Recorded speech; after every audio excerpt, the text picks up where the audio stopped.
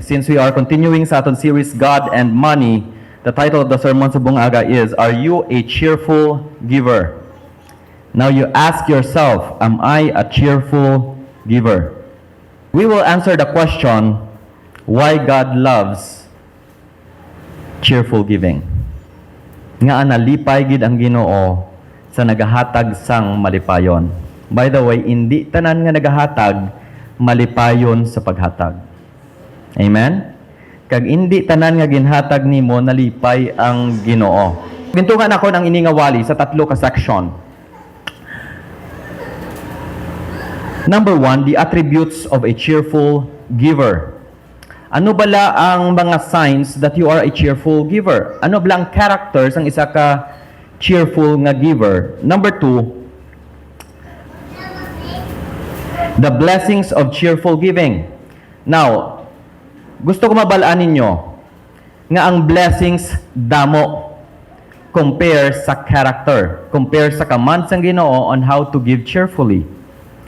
And ikatatlo amo ni siya, the foundation of the cheerful giver. Nga ang nagahatag ka cheerfully. Ano ang nagaduso sa imo to serve the Lord in the areas ang ginatawag naton nga giving. Now, basi iban sa inyo ga reklamo, no? Ano naman giving naman eh? Iban bati ang nagligad. Alamutan naman eh. In fact, sa isa ka church, nagwa siya kay perti ko ng alamutan. Okay. Well, to be honest, and to be frank sa inyo, damo manggid abuse sa ginatawag nga giving. And I often hear this, especially sa mga wali amo ni, ka mga dalok sa inyo. Wala ka mo gahatag sang Ginoo. Now, tungod kay wala ka mo gahatag sa Ginoo, bawion na ni Lord sa ospital. Maputo ang inyong negosyo. Kabati ka mo sina?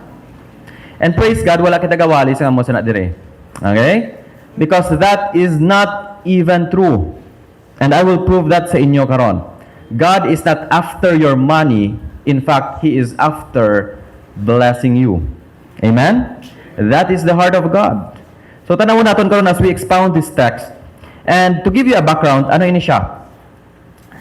Now, this is the letter of Paul, his second letter to the Corinthian believers. Ang Corinthian is located sa Achaia or Achaia. And ang Achaia is southern Greece. Okay? Ancient Greece ha.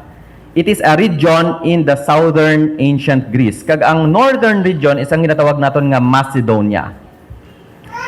Kag sa Macedonia, we have the city of Philippi. Okay, remember ang wali last time that Paul sent a letter to the Philippian church, the church in Philippi. Okay? Ara man dira ang church ang Thessalonica, or ang mga believers dito are called Thessalonians. Okay? Ara man dito ang church ang Berea. Pero sa Achaia or Achaia, ara dira ang church sang Corinthians. Okay, gusto ko maintindihan ninyo ang mga names ng cities kay i-mention na diri ni Paul karon. Okay. Now, Paul is sending Titus and the other brothers nila sang sininga letter ni Paul sa Corinthians. Kag ang ininga letter contains nga hambal ni Paul, padayunan ninyo kag tapusan ninyo ang heart ninyo to support the people of God. Okay, so sa baga, ginpadalaan ni Paul paagi kay Titus sang letter ang mga Corinthian believers, encouraging them to give. Kag ang ini nga giving naman, kwao naman ni Titus, kag ibalik naman kay Paul, kay nga adi nila dalon. During this time, there was a great famine sa Jerusalem. Makita ninyo sa Acts 11:27-30. And ang mga believers dito sa Jerusalem, nagaanto sila sa famine. Okay? So, ano ang ginobra sa mga apostles? Naglibot sila sa mga churches and they raised funds. And don't you know, nga ang pag-raise gali sang fund is biblical. So, hindi ka mo matingala nga diri sa church, for example, may na-hospital, raise kita fund dayon. Okay? Kung gareklamo kaya, it's okay, wala problema, hindi lang maghatag. Pero ang ginaobra ni naton, this is a practice long ago. Na kung ano ang needs ng isa ka church, ginatipunan na nila tanan. Grabe nga concern. Okay? Sa subong niya, kung hindi kaya part sa amon simbahan, hindi kami magbulig sa imo. And that is wrong. Sang unang mga churches nga lagyo, amon ang nagatipon sang kwarta, and gingather nila ang collection kag gidala dito sa Jerusalem, paagi sa kay Apostol Pablo. Okay, so do you get the background? And so Paul is writing them to prepare sang ilang inog hatag nga money, nga support. Alright? So what are the attributes of a cheerful giver? Makita naton dira sa verse 4. Dira kita ma-start. Okay, so verse 4 hambal dira, for if any Macedonians come with me and find you unprepared. Now, he is talking to the Corinthian believers. Hambal ni Paul, kung may magupod sa akong nga taga Macedonians, kaya hindi ka mo prepared, basi mo huyan ako. Hambal ni Paul, not to say anything about you, would be ashamed of having been so confident. Verse 5, so I thought it necessary to urge the brothers to visit you in advance and finish the arrangement for the generous gift you had promised. Then it will be ready as a generous gift, not as one grudgingly given. So what is the first principle nga matun-an naton if you want to give cheerfully sa Ginoo? Number 1 is this. You need to plan and prepare what you give. Do you agree? There is a church, no, as we discussed upod sa mga deacons, may mga deacons nga naka-notice. And na-notice ko man sa akong kagulingon. Nga oftentimes, kung maglibot ang offering plate, wala pa kita kabalo kung ano ihatag naton. Dira pa lang kita ma-decide nga, Lord, amo niyang para sa imo. In fact, there was an instance sa iban nga church, nga ti ang colors ang 1,000, do pareho sa shin, nga pagkuot niya, sa sobra niya kadali, kay ara ng box, ara ng basket, pagkuot niya, 1,000 ang nahulog niya. Pag-check niya sa wallet niya, ay patay. Sa laang nahatag ko kay Lord. So, do you know what I mean? Ginkwa yato, kagin pasinsilyuhan. Kagin balik. Okay? So, hindi siya naging malipayon sa paghatag. Why? Wala siya nagplan, kag wala siya nag-prepare kung pila ang ihatag niya kay Lord. Would you agree to that principle? Dira niyo na makita sa verse 4, tanawan ninyo. Hambal ni Paul. Again, going back, para mentionin natin. For if any Macedonians come with me and find you unprepared. Now, notice that? Kung mag-abot ako po sa taga-iban nga Macedonians, kag unprepared ka mo, now, hindi na pwede, hambal ni Paul. So, hambal niya, so I sent Titus sa inyo along with other brothers to visit you in advance and finish the arrangement for the generous gift you had promised. Then it will be ready as a generous gift, not as one grudgingly given. Ano po tamalon? If you're not ready sa paghatag sang Ginoo, kag wala nimo gin-prepare ang inughatag nimo kay Lord, usually gapamurugso ka. Hindi ka malipayon sa paghatag. That is why the principle is this. Every time you receive something, blessings from the Lord, painon nimo dayon. And prayhan nimo sa Ginoo, Lord, amo ni ang para sa imo, painon ko ni, bisan mag-inano, hindi ko gid ni pagtandugon. Kaya nga, para ni sa imo, Lord. Amen? Do you practice that? Nga pag-abot sang Domingo, ready nang imo tagipuson, para ni kay Lord. The problem is this. Usually, we give God kung ano ang nabilin, what is left, not what is right. Correct, hindi? For example, magkasagod ka baboy, hambal mo, Lord, ang isa ni kababoy para sa imo. Karon kay napatay ang isa, anong balon mo, Lord, napatay ang imo? Kaya nga ang bilin ang yan ni Lord. Okay? Now, get this principle. If you are unprepared, unplanned sa paghatag kay Lord, usually ang bilin ang ihatag ta kay Lord. And do you think God deserves sang bilin-bilin naton? Sang ginatawag naton nga spare. See that? Now, the same principle ang ginambal ni Apostle Paul, 1 Corinthians 16:2. Tanawan ninyo. Please open your Bibles. Makita na ninyo dira. 1 Corinthians 16:2. Ang ambal dira ni Apostle Pablo, on the first day of every week. Now, what is that day? First day of every week. That is, it's not Monday by the way, it's Sunday. That is why nagatipon kita every Sunday. Okay. Now, nabali Paul, on the first day of every week, each one of you should set aside a sum of money in keeping with your income. Notice the word set aside. See that? Saving it up. O isave na nimo para kay sino? Para kay Lord. So that when I come, no collections will have to be made. In fact, ang iban nga churches, no, wala na sila galibot. I don't know kung okay kamo sa amuna nga practice. Nga may ginabutang lang na sila nga box. Nga pagsulod sang members, it's either sa likod man na siya, pagsulod nila dagdag lang na.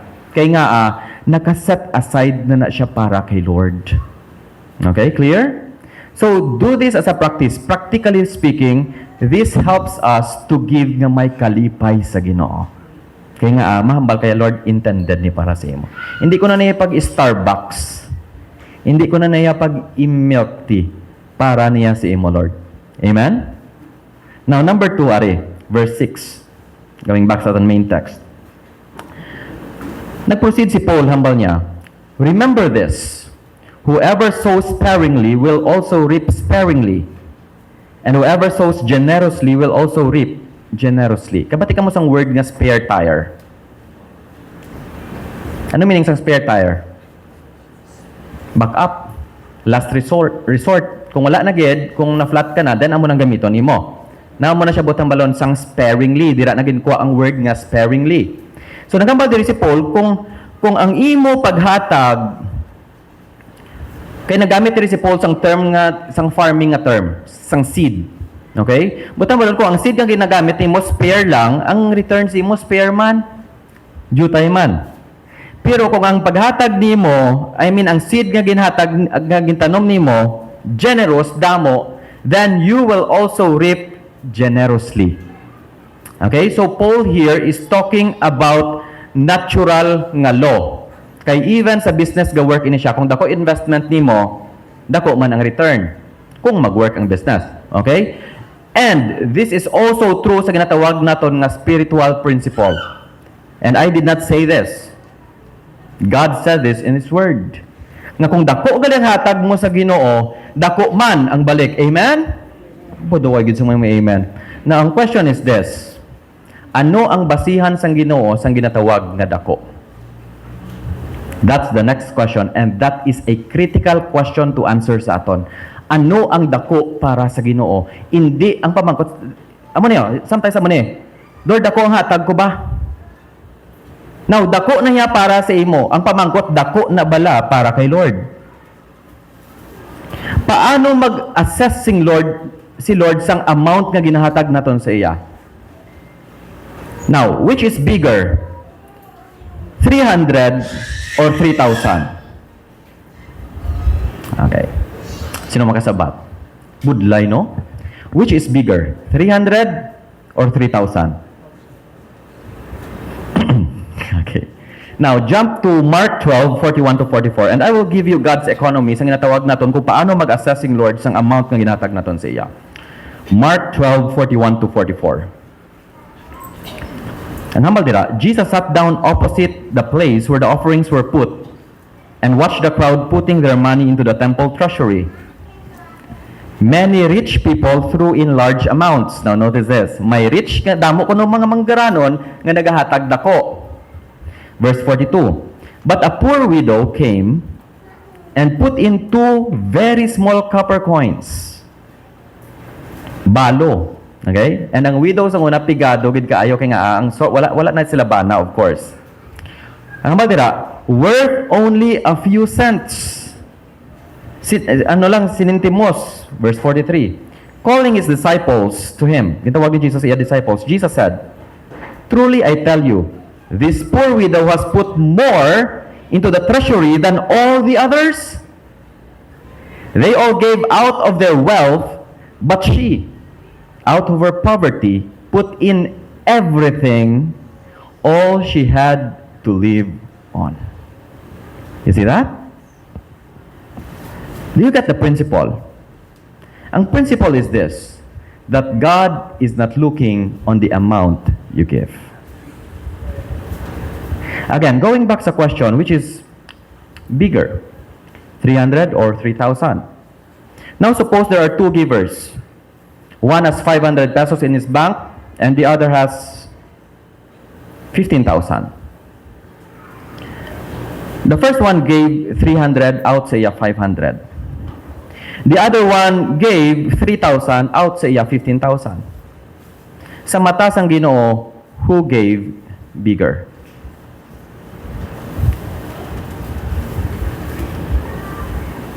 Come on. Sinong nagkatagdako? Ang first one. You see that? Sa mata sang Ginoo, ang naghatag dako ang 300. Kaya nga ginhatag niya mostly. Most ang iyang nabilin para sa Ginoo. You see that? Because God is not looking into the amount. Utod, don't believe this lie, especially sa prosperity gospel nga nagalibot subong sa Amerika. Nga kung mag-sow ka kuno sang seed nga damo, kung dako kuno investment mo sa Ginoo, dako man ang return. Mutang balon, kung dako ang amount sang money nimo, dako man ang balik sa imo. Now ginimo ta si Lord nga investment company. Kung mag-amo naman lang ni tani manggarano ng tanan nga mga membro diri simbahan. Amen? Of course ang naghatag. And usually amo ni ang buwadi nga mabatian kung ako nga dako ang hatag mo, dako man ang balik sa imo. That's wrong. We don't realize ang principle sang Ginoo when it comes sa economy sang Ginoo. You can never buy God's blessings. Amen? Wala presyo. Tanawan ninyo Romans 11:35 to 36, ang hambal ni Apostol Pablo. And this is a quote sa Old Testament, hambal ni Paul, who has ever given to God that God should repay them. Hambal ni Paul, sinugid ba lang nakahatag sa Ginoo nga may utang na loob ang Ginoo sa iya? Problema sa ato naghatag ka 20 mil. Pero ang garanon kaya kayo. Tapos ang imo paghatag sa pa ang motibo. Kaya nga gusto mo lang nga may lapida ka sa simbahan. And don't you know, sa ibang nga church, ka-practice nga may lapida, kung anong hatag mo, ibutang sa lapida ang ngalan mo kagang amount. Gusto nyo na, dire? Galing kay White bulutang ang lapida. Ano na, simenteryo? You see that? You can give in wrong motive. So ano ang balsang Ginoo? Sinugid ba lang nakahatag sa Ginoo nga may utang ang Ginoo sa iya? Wala. Right? Verse 36, ano ang baldira? For from Him, and through Him, and for Him are all things. Then nag-proceed si Paul, wala utang ang Ginoo sa imo bisan ano kadako ang hatag nimo kay nga ang tanan nga ginhatag mo halin man na sa iya at the first place. Amen? Sometimes we are so entitled nga as if nga aton gid na money ang ginhatag ta sa Ginoo. That's wrong. Sa Acts chapter 17 naghambal si Apostle Paul, the God who made the world and everything in it is the Lord of heaven and earth and does not live in temples made by human hands. Now notice this verse 25. Nor is He served by human hands as if He needed anything. See that? Wala iya sang may ginakahilangnan ang Ginoo naton. Kagang hambal diri, because He Himself gives everyone life and breath and everything else. You see that? God doesn't need your money. He doesn't need anything from you. But why is it nga gina-encourage ito sa paghatag nang mabalanan naton karon? Pero diri naton ma-establish nga ang aton paghatag hindi para sa Ginoo kundi para sa aton. And we will understand the reason why karon nga God loves a cheerful giver. Amen? Now you can never buy God's blessing. Now, next question is this. What pleases the Lord? What pleases the Lord? It's not the amount, right? Galatians 5:6. Anong hambal ni Paul? The only thing that counts is faith expressing itself in love. Now, duwa lang gid ang gamatter sa Ginoo. Faith and love. Ano ba sa Bible sa Hebrews? Without faith, it is impossible to please God. You see that? Kung naghatag ka man, ano pa nakadako ang paghatag nimo bisan nag-donate ka pa sa simbahan sang lote? Kung wala na pag-upod nga pagsalig sa Ginoo, it can never please God. Ano pa gid? Love. Ano ang bali Paul? Even if I give everything to the poor, but hath not love, I gain nothing. That is 1 Corinthians 13:3. No wonder why nagambal si Apostle Pablo, do all things in love. And that includes giving. Our giving, therefore, should be this. If you want to please God by your giving, it should be out of faith and out of love. Amen? You agree? Nga dapat may gugma kag may pagtuo. Kay dira nagatulok ang Ginoo sa imo paghatag. Hindi sa amount. And usually, amo ni utod, ang tao nga may pagtuo kag may pagpalangga sa Ginoo, dako maghatag. That is why ang second principle sang character sang isa ka generous kag cheerful giver is this, that he gives plentifully. Okay? He gives plentifully. Number 3, he gives purposefully. Okay? Butang balon, ginhungod. Wala napilitan. Okay? Jump ka mo verse 7. Tanaw ninyo. Ano ang maldira? Each of you should give what you have decided in your heart to give. Not reluctantly or under compulsion, for God loves a cheerful giver. Paano ko nang paghatag sa Ginoo? What you have decided in your heart. Sino diri may King James Version? Kaya ang sa King James Version, nakabutang da, I think, what you have purposed in your heart. Okay? Correct, hindi? Yeah. And that is a more accurate na translation.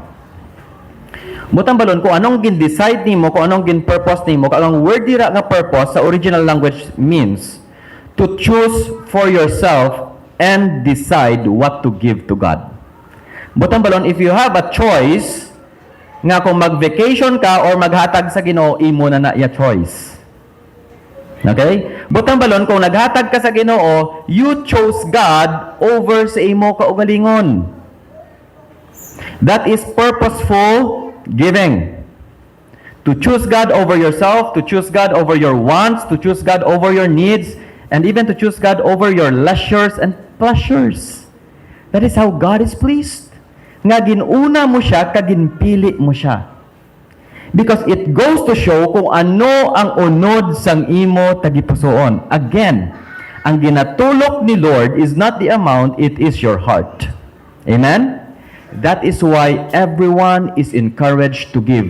Manggaranon ka man o kuntigado, everyone has an equal opportunity to give and please and worship the Lord in the areas ang ginatawag naton nga giving. Amen? Especially mga pigado. That is why kamo nga mga students, young people, I encourage you, bisan balon lang ninyo, you honor the Lord. Para sa ako na sure pastor here, it doesn't matter kung piso man na siya or 5 ka piso. For as long as you honor the Lord. Amen? Why?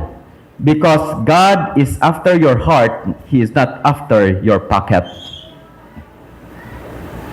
Matthew 6:21, ang hambal ni Jesus, for where your treasure is, there your heart will be as well.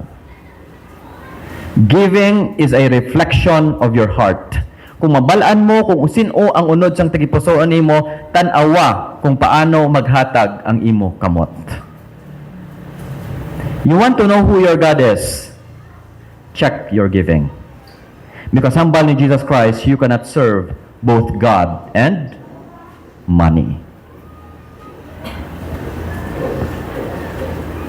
Giving reflects who your God is. No wonder why in the same context, 2 Corinthians 8:19, isa lang na ka-story tanan, isa lang na ka-context. Tanawan ninyo, 2 Corinthians 8:19, atras lang kamo sa main verse naton.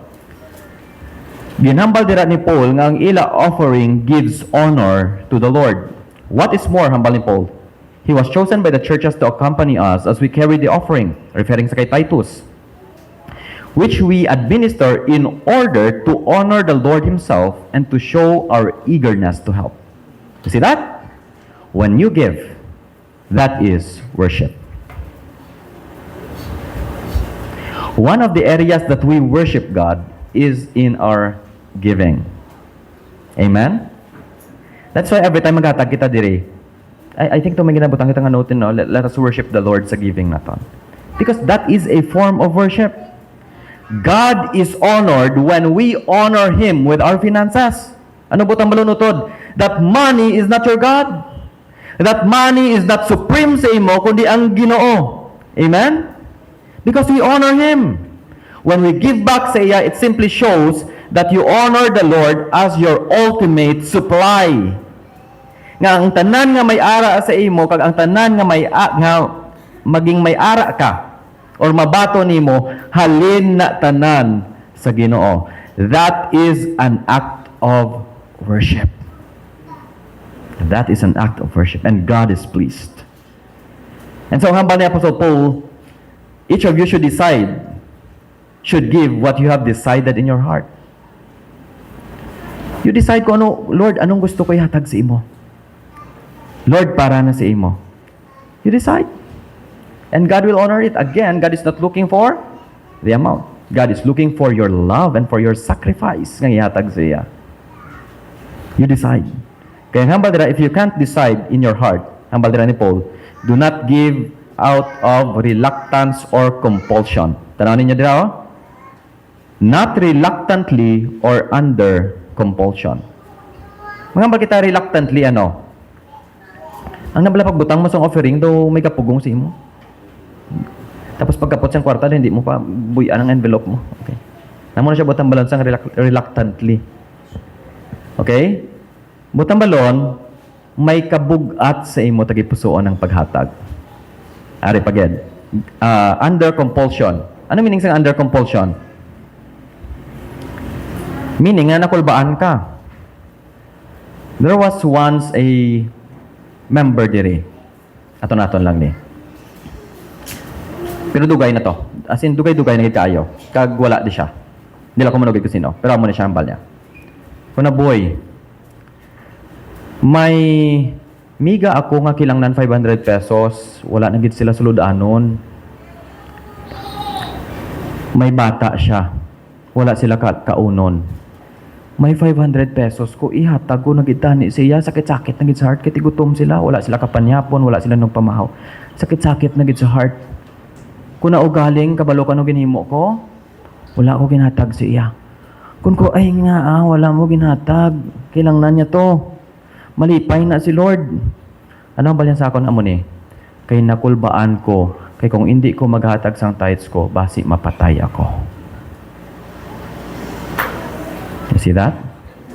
If we don't get this right, you will be abused sa area sang giving because again, damo sang churches ang nagagamit sang sining abuse. Don't you know nga sa iban nga churches ginasurrender nimong imo sweldo kag ginasukot kag sang pastor? Kaya nga kung hindi ka makabayad sa Ginoo, wala ka man sang blessing. Ay, ano nang Ginoo ginabayaran mong blessings ni Lord? Now please, don't be abused by false teachings. Amen? Kay kadamo ni. So kasubo kaayo nga gahatag ka because of fear, because obliged ka, because kilangnan mo gid maghatag nga base ay hala moy-an ko to karon ko ako lang gid yang wala kaamot. That is why diri sa church wala pilitay. Kaya nga duwa ang commandments ng Ginoo. Ano ang commandments ng Ginoo? When you give cheerfully, right? For God loves a cheerful giver. And the other command is this. Kung hindi cheerful ang paghatag nimo, under compulsion ka, obliged ka, then don't give. Pero usually, wala ginawali ang second nga part. Kaya nga bisan obliged ka, pahatag lang. And that is even a wrong preaching. You're not obeying God if you give out of compulsion. Compulsory ba? Iban compul na, sorry pa. Kaya nga, pilitay. Now, church, remember this. Kung malipayang sa paghatag, then hatag. Amen? Kung bugat sa heart nimo, then hindi maghatag, it's okay. Kung amo lang na gina-allow sang imo faith, then don't give. We don't force you. And to be honest sa inyo, wala gid ko gatulok sang inyo offering kung pilang hatag nyo. Kaya nga it doesn't matter ang amount sa tubangan sa Ginoo. And it is between you and the Lord. Amen? Ginahambal ko ni before sa aton tanan nga hindi ka mo palangga diri sa church tungod kay dako hatag nyo. And the church will never give favoritism tungod kay manggaranon ka. We all love people here equally. Amen? Especially the poor. Equally, pero especially the poor, ha? Amen? Ano man sa Ginoo? He who lendeth to the poor, lendeth to the Lord. That's why ang aton priority diri, ang mga utod naton sa Ginoo nga hindi makasarang. Do not give. Ang baldera, you purpose in your heart, you decide in your heart, for God loves a cheerful giver. Now karon, amo ning next question. If you're not giving cheerfully, does God loves you? Yes or no? Does God loves you if you're not giving cheerfully? Patay, dobal da ko, wala ko hatag la Sunday mo. Does God loves you? Now, how about the Bible is this? God loves all His children whether He gives or not. Amen? Ari naman yung butang balon sini. When God says God loves a cheerful giver, ano butang balon? God loves it when you give cheerfully. God is pleased. Butang balon, ang cheerful giving ang nalipay ang Ginoo. God loves all His children, but God is pleased when His children gives generously and willingly. Ano po tang malunotod? Ang flip side is also true. The opposite is also true. Even if you give, pero grudgingly given, wala nalipay si Lord. Do you get the principle? So every time you give, you have to make sure that you have purposed it in your heart. Now, tatlo lang. Those are the characters of a cheerful giver. He plans his giving. He prepares it. Ikadua, he gives plentifully with faith and love. Puno sa pagpalangga kag puno sa pagtuo sa Ginoo. Ikatatlo, he gives purposefully. Okay? Halin gid sa iya tagipusoon. Wala siya napilitan, wala siya nakulbaan, kundi expression siya sa pagpalangga niya kay Lord. Because that is one of our expressions of our love sa Ginoo. Lord, I love you. Now here's for your work. Here's for the ministry. Okay? Now here are the blessings damo. Praise God. And this answers why God loves a cheerful giver. Again, God is not after the amount, God is not after your money, but God is after sa pag-bless sang iya kanakan. Do you want to be blessed by God? Yes? Okay. So, ari, number one nga blessing is this. Verse 8. Ano nga baldira? And God is able to bless you abundantly. Wow. Abundant, ha? And God is able. God is always able, pero ito damo ni siya. He will not bless you if you don't learn giving. Why? How can God bless His children if He is greedy and selfish? How can He bless that life if that life is not ready to handle money? Again, nambal ko ni last Sunday that God is not against you having money, but God is against money having you. Gubuon ka sang kwarta kung hindi tsakto ang imo tagipusoon. Amen? And one of God's protection against greed and against evil sa ginatawag naton nga money, because we have this tendency to serve money. What is God's protection against greed? Giving. You honor God with your wealth. And God is able to bless you bountifully. He cannot bless a child who loves money. He could not bless, and He will never bless a child who worships money. Because that is idolatry. Uto, damo ni butang balon, and God is able. Ano butang balon sini? Nga when faith and love, when giving is done in faith and love, God's blessing is activated. God's grace is available. God's supply is available for you. Remember ang verse ka Philippians 4:19?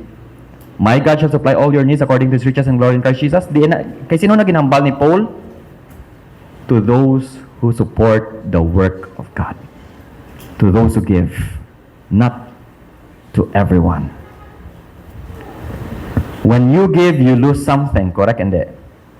Paghatag, kabuyan mo na budlay. Di nga dulaan ka mo. Mambal kayo nung bakal ko pa na bugas, Lord. Ay, hatag ko niya si imo haw. Butang balon, kung budlay buyan, ang imo salig ara na dira sa imo money. Pero kung mabuyan mo, kay gin-purpose nimo sa tagipusoon mo, Lord, imo na niya, bisan wala ko ya, I still trust you. Butang balon, you are trusting the provider and not the provision. Amen? And God is able. Why? When you give, you release something, ano butang balon, you open your hands to receive directly from God. How can God bless you when your hands are closed? How can God gives you a bigger blessing kung ang imo kamot koom? You have to open your hands. Amen? You have to open your hands. Now, ano nga ba nila? Verse 8 again. And God is able to bless you abundantly. What's the purpose? May purpose ang pag-bless ng Ginoo sa aton. By the way, God did not bless you to become selfish. Don't you know nga iban nga tawo, sang gin-bless ang Ginoo, nalipat sa Ginoo, nalipat sa iban. Ano ba sang Ginoo kay Abraham? Abraham, I will make you rich. I will bless you so that you can be a blessing to others. Is it your goal as well? Sino diri nakapangamuyo nga, Lord, please bless me so that I can bless others as well? Hindi nga, Lord, baw kabay pang numero ko, magwa gid, Lord. Kaya nga, pagwa yan na, sure ball, swimming pool, gid, Lord mo. Do you live for yourself or do you live for other people? Do you have this desire to be a blessing to others? Amen? Do you have this desire? You ask yourself, gusto mo maging blessing sa ibang nga tao? Kaya ang purpose gali sang Ginoo is this, when you give to Him, He wants to bless you. So that, anong bagdara? In all things, at all times, having all that you need, you will abound in every good work. You see that? Di na halin tanan. Ang pinupunot dulo sina, of course, halin sa imo tagipusoon. Giving. When God sees your heart, you honor Him, you worship Him with your money, then God is able to bless you abundantly, and in return, you become a blessing to others. Amen? Kanami nga handom, kabay pa utod, that we will become a blessing to others as God blesses you more. Now, verse 9. So, number one blessing is this. You will experience God's provision and blessings. Number 2, you will have eternal rewards. Verse 9. Ano nga balira? As it is written, they have freely scattered their gifts to the poor, referring to the people who give, especially to the poor. Kagagsugpon is this, their righteousness endures forever. Hindi na ako mag-dwell diri utod because natakal ini naton last time. Nga ang handom sang Ginoo sa aton is, if when we give sa iya, when we give to His people, when we give to His work, He will give a reward in return. And this reward endures forever, and this is referring to eternal rewards. Amo na ang balko sang last Sunday, it's better to be poor here on earth but rich in heaven than to be rich here on earth but poor in heaven. You can never bring your money when you die, but you can send your money to heaven. You can store yourself a treasure in heaven if you give to the Lord. That's the meaning of it. Your righteousness endures forever. Your good deeds endures forever because you have honored the Lord. Number 3, verse 10. Now He who supplies seed to the sower and bread for food will also supply and increase your store of seed, and will enlarge the harvest of your righteousness. Number 3 blessing is this, you will experience God's increase. Ang ba dira, now He who supplies seed to the sower. Ano meaning sang seed? Sino diri ka panguma? Seed to the sower ko, no? Magabuhay ka bala sang seed. Buta malon ang seed amo nang source. Nga kung ang isa ka seed mabuhi na siya, di ba lang, ma-form siya, butang taong, actually ang example there is wheat. Okay? Kakita ka mo sang word nga wheat, I mean sang tanom nga wheat, basa ba? Sorry. Okay, amo na siyang ginagamit sang wheat bread. Okay. Now ang wheat, kung tanom nimo ang isa ka seed, magbunga na siya, madamo na ang seed, ga-multiply. Okay? So after nga nag-multiply ng seed, tipuno na nimo ang seed, of course maubra ka sang wheat bread. Butang balon ang seed ang source, ang bread is ang byproduct. Now when you give to the Lord, gali amo ni siya, He will increase your source and He will increase the byproduct. Clear hindi? Now i-translate naton sa layman's term, amo ni siya butang balon, that God is the source of your work and He is also the source of your income. That God is the source of your position, but He as well is the source of your promotion. That God is the source of your business, but He as well sends the customers sa imo. Amen? Mauutod, when you give to the Lord, you will experience God's increase. Both the seed and the bread. You got the principle. Now, number 4, verse 11. Nasigon lang ako, no? Kaya late na kita, no? You will be enriched in every way so that you can be generous on every occasion. And through us, your generosity will result in thanksgiving to God. Kanami nga handom ni Paul. Hambal ni Paul, when you give to the poor, when you support the work of the Lord, by the way, gintawag ni Paul nga ministry of the gospel ang giving. Takal na nato next Sunday. Ang hambal ni Paul, ang result is this: you will be enriched in every way so that you can be generous on every occasion. Now, have you noticed this? Nga ang mga generous nga tao keeps on giving. Pero ang mga bakuko gyapon. Why? Sabtan nyo be. It's because ang nagahatag, una, malipayon. True hindi? Ikaduwa mo ni siya, because they prove that God's promises are true.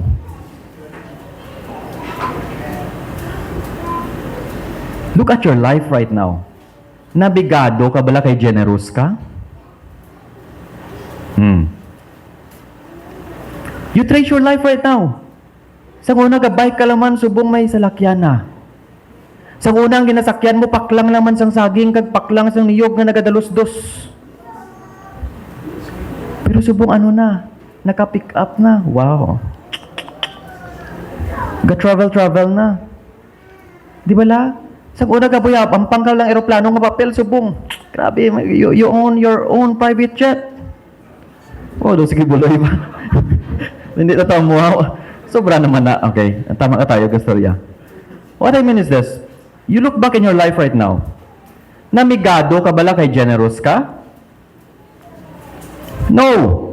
Wala sang tao nga generous nga namigado. Kaya nga, everything you give to the Lord, He saw them. Nakita na tanan sang Ginoo, and God is pleased with that. That is why ang humble ni Jesus, when you give secretly, and your Father in heaven will reward you openly. Problema sa aton when we give, gina-announce ta. Especially magatag sa simbahan, ay wala yung gaan credit ba? Ako to bala nagatag sa pinta sa simbahan. Ako to bala nagatag sa pertahan sa simbahan. Pag ilinaway, ang pertahan, gindala niya puli. Ay kakatabo na. Now we give for ourselves. Pero ang hambal diri sa Bible, when you give to the Lord, God will increase your capacity to give. Butang balo na mo ng blessing o to. Number 4, your capacity to help is multiplied. You will be generous at all times. Kanami-nami, nga may tao, bala nga ready ni mo palapitan anytime, anywhere. Amen? May ara man niya nga tao, nga kung wala kagid kadtuan, budlay-budlay gid palapitan. Pero may ara gid nga tao nga kung may kilangnan ka, hapos mga musta. Kung may mga musta man sa imo kag ikaw generous, mga musta siya be, mag-chat sa imo, "Day, kamusta ka da?" Reply mo pila. Matik ba? Hindi man amo. Okay. Just be careful kasi sometimes prone ka sa abuse, right? Just be careful. What my point here is this. Ang giver will always be generous at all times because he experienced God's increase. God is multiplying his capacity to give. Amen? You want that? And now, number 5 is this. Verse 12 and 13. This service that you perform is not only supplying the needs of the Lord's people, but is also overflowing in many expression of thanks to God. Because of the service by which you have proved yourself, others will praise God for the obedience that accompanies your confession of the gospel of Christ, and for your generosity in sharing with them and with everyone else. Ang paghatagali is your confession of the gospel of Christ. One of the proof nga save ka is your generosity. You can never say, utod, nga save ka kung wala ka gabulig sa iwan nga tao. Amo na hambal ni John sa 1 John 3 and 4, how can you say that the love of God abounds sa imo, nga nakita mo may need ang utod mo pero ginpabayaan mo lang? How can you say that you are saved? Hindi pwede. Kung ang gugma ni Lord ara sa imo utod, hambalon ta ka, you will learn to give. So ang fifth nga principle, blessing, is this: your giving results to thanksgiving. Kaya nga, kung maghatag ka, kag magbulig ka, sinong madayaw? Ang Ginoo. Because ang recipient sa gintagaan mo will praise God for your life. To be honest sa inyo, Tod, kita-kita lang man, di tayo lang man ta din, kita-kita lang man. Aton-aton lang ni. This week, wala-wala gid ko. But God used several people sa paghatag sa akon. And you know what? Anong response ko? Lord, thank you for these people na naging sensitive sa needs ko. I praise God for the life of that person. Amen? And what kind of feeling I had? Naging pasalamatan ka sa iban nga tao, kaging dayaw nila ang Ginoo because of you. Numinami utod, I don't notice tingin nyo. Pero kung maghatag ka nga wala-wala na ginang ginbuligan imo kag naghambal sa imo, brother, I praise God for your life. Salamat kay ikaw gidang gingamit ni Lord. I'll tell you nami sang feelings. Now, your giving results to thanksgiving. Hindi ko na ma-expound it's because nga late na kita. Now, number 6 naman ni siya. Ari pagid namin eh. And last, the last blessing of giving, of cheerful giving, I mean. Verse 14. And in their prayers for you, their hearts will go out to you. Nga because of the surpassing grace God has given you. Kanami, kay nga, when you give to that person, ano ko nang balik sa imo? Ginapangamuyuan ka nila. Diin mas bugat ang pangamuyo o ko ng paghatag. Come on. What is more important? Money or prayer? Prayer. Kaya ang money, we can lose it anytime. May trabaho ka, pero what if kung nautod ang tiil mo? Wala taman ka ginapa-overthink ha? What if lang? Pero ang hambal diri that when you give to someone who is needy, they are praying for you. Sino ang may ginansya utod? Ikaw.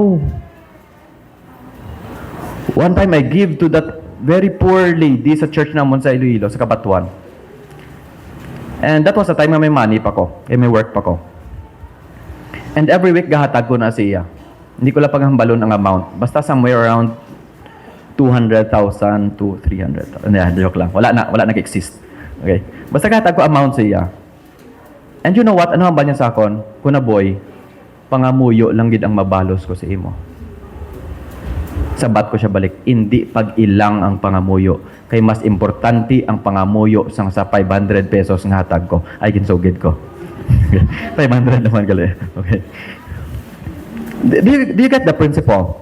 Now, that is one of the blessings. When you give to someone who is needy, they will pray for you. Amen? Now give. God wants to bless you. God wants to bless you. They will remember you in their prayers. Their hearts go out to you. Naminami nga may nagadumdum sa imo. Kalimtan ka lang sang crush mo, hindi lang sang tao nga nagapangamuyo sa imo. Amen? Hindi na mabayran sang kwarta. Now last, the foundation of the cheerful giver. Kabalo ka ba ng pundasyon? Nga gahatag ka mo. Ara sa verse 15, last verse.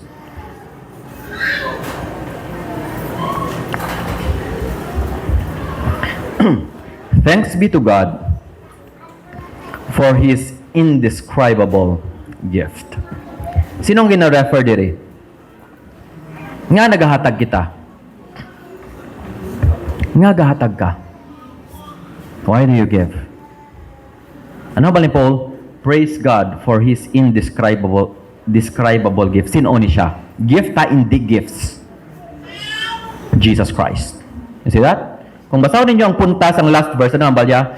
Because of the surpassing grace of God has given you. Gahatag ka mo sang dako, gahatag ka mo sang malipayon, you give cheerfully because of the grace of God kaginhatag sa inyo. And who is the grace of God? The Lord Jesus Christ. Ano buta balunutod? Nga si Kristo ang aton motivation sa paghatag, hindi ang blessing nga ma-receive naton. Amen?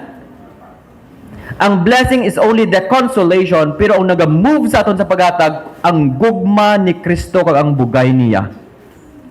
We give because we have received the greatest gift of all. We have received the Lord Jesus Christ Himself. And who can compare to His love and His grace and His eternal life na ginhatag sa aton? Who can compare to Him?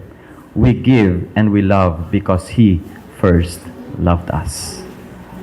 You have to make sure that you have received this gift of eternal life, this gift of love nga ara kay Jesus. Kaya ang iya gugma kag ang iya bugay ang maga-empower sa imo sa paghatag sa mga pigado, sa paghatag sa simbahan, kag sa pagbulig sa likoton ni Lord. Amen? Do you love the Lord? Yes? Because He first loved us. He first loved you. Shall we pray?